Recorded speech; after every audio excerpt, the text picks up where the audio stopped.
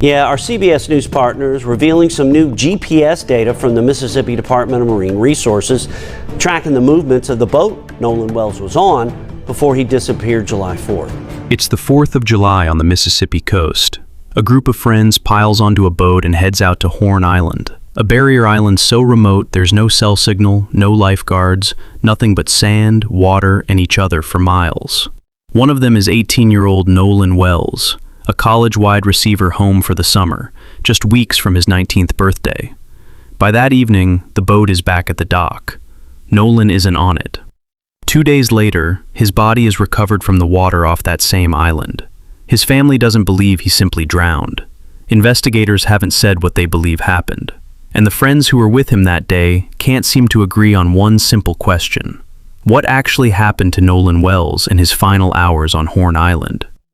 This is a true crime documentary investigation into a holiday trip that ended in tragedy, a case that, weeks later, is still far from closed.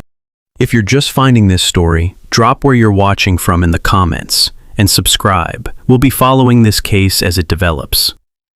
The last time Christine Wansley heard her son's voice was the night before it all happened, Friday, July 3rd. Nolan had cooked dinner for his parents, then headed out to spend the night at a friend's house. Before he left, he told her, "Hey Mom, I'm about to go, I love you," then gave her a hug and a kiss. An ordinary goodbye. Nobody had any reason to think it would be the last one. Saturday morning, the 4th of July, a group of friends loaded onto a boat at a private dock near Ocean Springs and pushed off just before 10 a.m., headed for Horn Island, a barrier island 10 miles offshore, reachable only by water, with no cell service and nothing out there but sand and sun. GPS records later pulled from the Mississippi Department of Marine Resources would show the boat reaching the island a little after 11. For hours, it was just another beach day. Then, around 3 p.m., something shifted. Nolan's friends would later say that's the last time they saw him, that he made the choice to stay behind while they headed back. According to at least one account, the boat itself was in trouble, taking on water. GPS data confirms the group left the island at 4:31 that afternoon.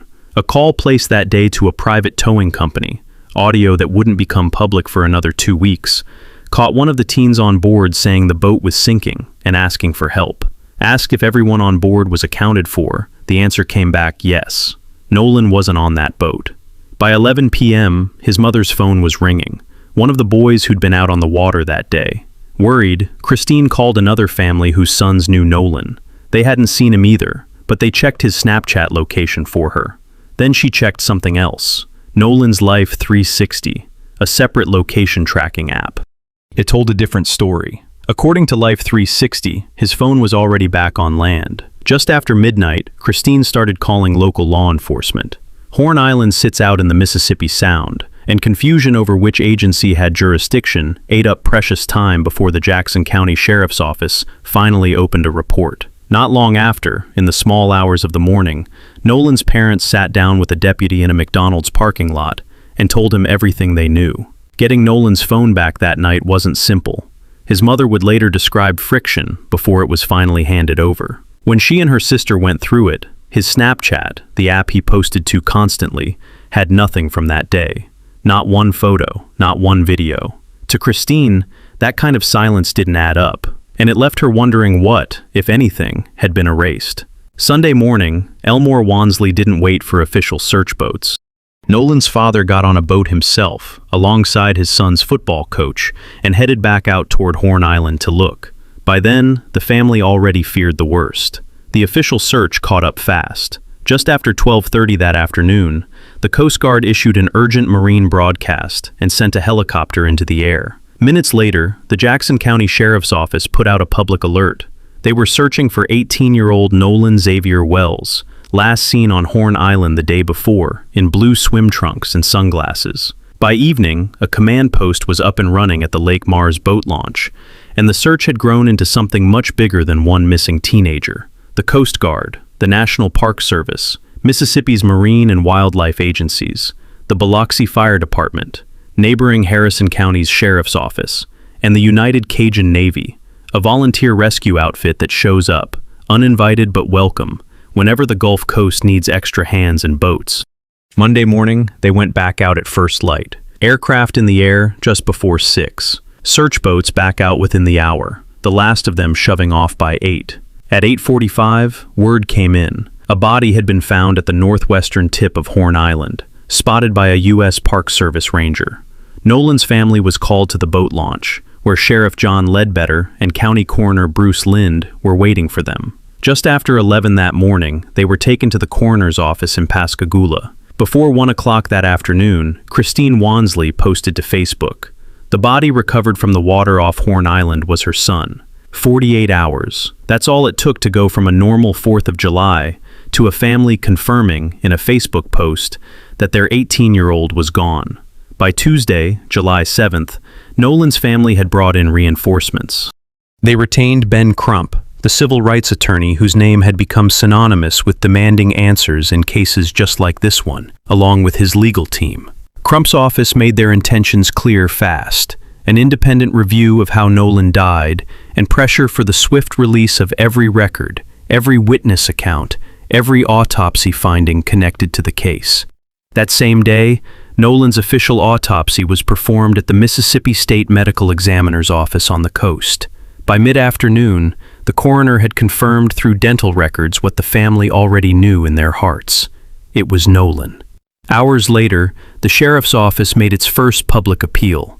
Anyone with photos, video, or eyewitness accounts from Horn Island that day, anything showing unusual activity, needed to come forward. That night, someone else connected to the case spoke up. Jackson County Chancery Judge Ashley Cole, whose stepson had been one of the friends with Nolan that day, posted publicly for the first time. She said her family was grieving alongside the Wansleys, that she and Nolan's mother had actually graduated high school together, and that she held nothing but respect for the Wells family. She backed up her stepson's version of that afternoon, that Nolan chose to stay on the island when the boat started taking on water, planning to come back later with another group. Her stepson, she said, had fully cooperated with investigators. She'd also deactivated her own social media, she said, out of fear for her family's safety.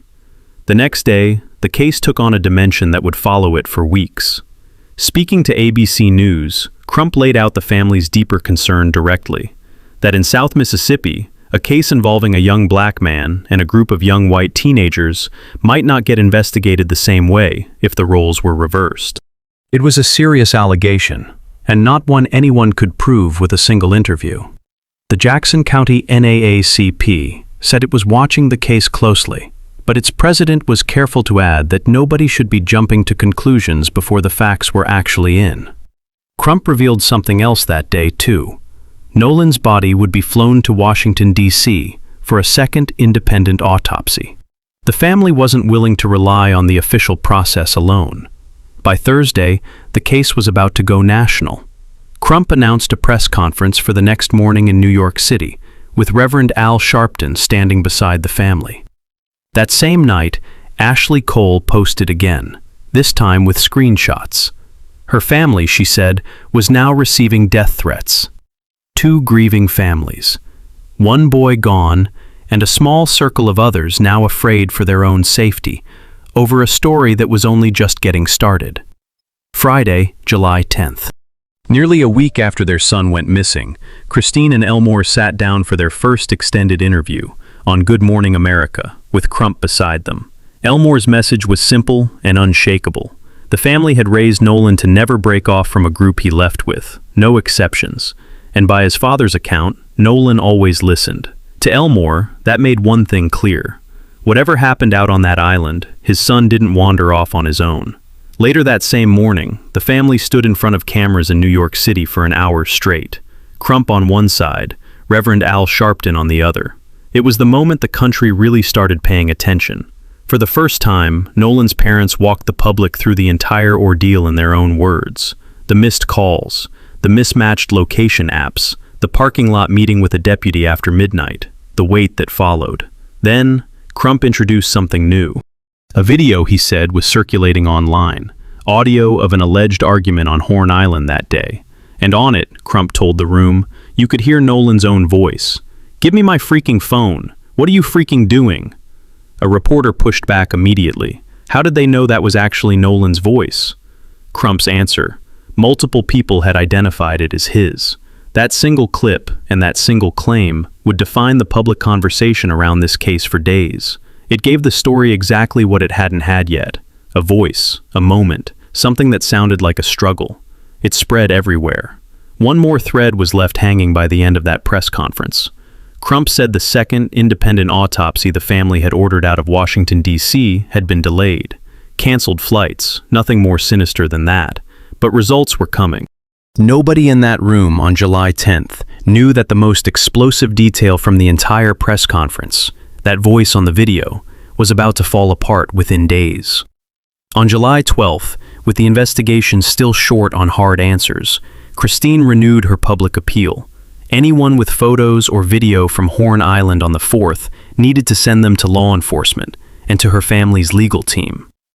The next morning, Monday, July 13th, one of Nolan's closest friends went on Good Morning America to address the video everyone had been talking about since the New York press conference 3 days earlier. The one investigators were studying. The one so many people believed had captured Nolan mid-argument.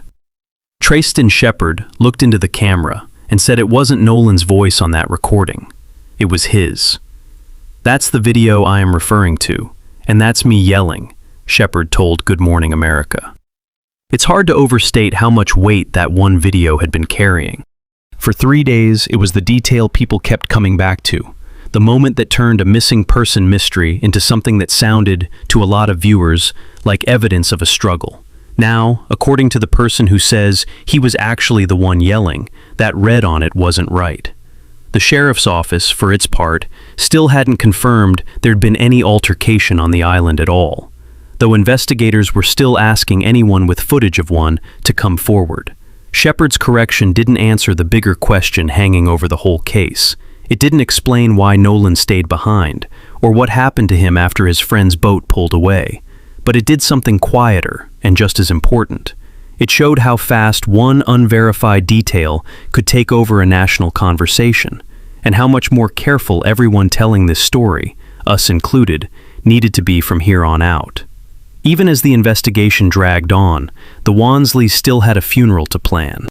Tuesday, July 14th, the family and officials at the Mississippi Coast Coliseum confirmed Nolan's services would be held somewhere else instead. A quiet, practical decision buried under everything else happening that week. That same day, District Attorney Angel Myers-McElrath told reporters she'd meet with Nolan's parents the next morning, their first sit-down since his body was recovered. Wednesday, July 15th, that meeting happened. Afterward, Crump and the family stood in front of the Jackson County Courthouse with an update. Once the Sheriff's Department wrapped its investigation, McElrath's office would send the case to a grand jury, standard procedure in Jackson County for any unnatural or suspicious death, Crump was careful to note, not proof that criminal charges were coming. Something more concrete came out of that meeting, too. Both sides agreed that Nolan's phone, still in the family's possession, would undergo a joint inspection, investigators and the family's own experts examining it together at the same time, so nobody could later argue about what was found or how. The family also confirmed funeral arrangements, visitation and services the following Monday at Center Point Church in Ocean Springs, followed by a celebration of life at the Jackson County Fairgrounds. One more thing came up at that courthouse press conference, a photo circulating online, appearing to show a pool party that some had linked to the day Nolan disappeared. Crump pushed back on the assumption, pointing out that sharing something to generate tips isn't the same as vouching for it. Trayston Shepard went further, telling Rolling Stone the party in that photo actually happened a week earlier, on June 27th, nothing to do with the 4th of July at all. That same afternoon, Sheriff Ledbetter confirmed something that raised the stakes further. The FBI was now assisting with the digital evidence in the case. Not unusual, he said. Horn Island sits on federal land, and his office works with the Bureau regularly. But the FBI's own statement to reporters wasn't just about evidence. It said the agency was working to address interstate threats made against people connected to the case. By that point, Judge Cole's family and several of Nolan's friends had already said publicly they were being threatened online. More than 60 witnesses. That's how many people investigators had interviewed by mid-July, including the 3 friends who'd been on the boat with Nolan that day. And that same night, hours after the courthouse press conference wrapped, a new set of records hit the news. Not a witness account, not a claim from an attorney, GPS data, an actual time-stamped log of exactly where that boat went, minute by minute, on the 4th of July. That log would confirm most of what the family had already been told, but it would also turn up one detail nobody had mentioned yet, a piece of the timeline with no explanation attached to it at all. Everything about that GPS log lines up, at first, with what the public already knew. Dock to island, 9:56 to 11:14 that morning. Nolan, last seen around 3. The boat pulling away from Horn Island at 4:31. Almost the exact time Judge Ashley Cole had already put in a Facebook post days earlier, when she said the group left because their boat was taking on water. Audio from that afternoon backs her up further. A bilge pump failure, a call for emergency towing, a dispatcher confirming everyone on board was accounted for. That's real corroboration, a mechanical record instead of just somebody's word. But it's worth being precise about what it actually proves. It confirms the boat had trouble. It confirms when it left. It says nothing about whether Nolan was ever expected to be on it in the first place. And then the data does something nobody had mentioned publicly before. The boat heads back toward its home dock after leaving the island. That should be the end of it. You'd expect it to sit there for the night. Instead, at 5:52 p.m., it's moving again, into Fort Bayou, a 14-minute round trip, back at the dock by 6:06. Then, at 7:19 p.m., it turns up at the Fort Bayou boat launch. From there, it's pulled out of the water and driven, over land, to its owner's home in Biloxi. 2 extra trips, hours apart. It doesn't show up in the family's account, in Judge Cole's, or in anything Nolan's friends have said publicly. There are ordinary explanations for a boat moving twice in one evening. Refueling, retrieving gear that got left behind, getting a damaged vessel somewhere it could actually be looked at before being trailered home for the night. Fort Bayou isn't some remote inlet. Plenty of local boat traffic goes through there on an ordinary day. None of this is inherently suspicious, but this case hasn't exactly earned the benefit of the doubt on unexplained gaps. A missing phone, messages the family believes were deleted, a jurisdictional scramble that cost hours before a search even started. Now, a second and third boat trip with no account attached to it at all. The same Marine Resources report gives up one more detail. The boat's owner, the owner's mother, and one other person reportedly with Nolan that day all cooperated with investigators in this earliest phase. But who that owner actually is has never been made public. Neither has any explanation for where that boat went or who was on it during those 2 trips after sundown. GPS. Data can tell you where a boat was. It can't tell you who was driving it, what was said on board, or why. What it can do is give investigators, and now the public, a fixed, physical timeline that every other account in this case has to be measured against. If somebody's story doesn't line up with where that boat actually was, that's no longer one person's word against another's. It's a fact sitting on the record, waiting to be reconciled. As of this recording, Nolan Wells still hasn't been laid to rest. His funeral is set for Monday at Center Point Church in Ocean Springs. Visitation in the morning, service right after, and a celebration of life at the county fairgrounds. 2.5 weeks after a boat ride to a barrier island turned into the worst call any parent can get, his family is still waiting to say a final goodbye. They're also still waiting on something else, an answer. Nolan's official autopsy happened back on July 7th. The independent one, ordered by his family out of Washington, D.C., has been delayed more than once. As of now, neither has been released. Nobody, not the state, not the family's own experts, has said publicly, on the record, exactly how Nolan Wells died. Jackson County's sheriff has been straightforward about where his office currently stands. Investigators believe Nolan likely drowned, and they say they don't currently suspect foul play. But he's also been clear the investigation isn't closed, that his team is still working to determine exactly what happened, still taking tips, still running down a witness list that had already passed 60 people by mid-July. Nolan's parents see it differently. Through their attorney, they've said plainly they don't believe their son would have chosen to stay behind, and that he never would have left without his phone. Both things can be true at once: an official working theory and a family that isn't ready to accept it without a lot more proof. That gap is exactly why this case is headed to a grand jury once the sheriff's office finishes its work. Not a declaration that a crime occurred, but a decision point where prosecutors lay out everything they've found and let a jury decide if it adds up to something prosecutable.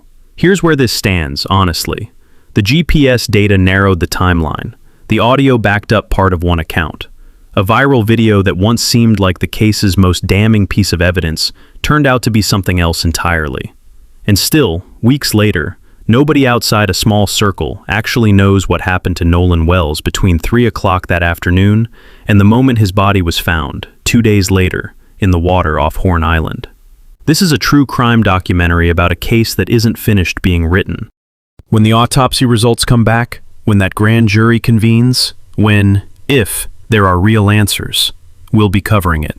If you want to be here when that happens, this is the moment to hit subscribe. And let us know in the comments where you're watching from. This is a story a lot of the country is watching unfold together, in real time.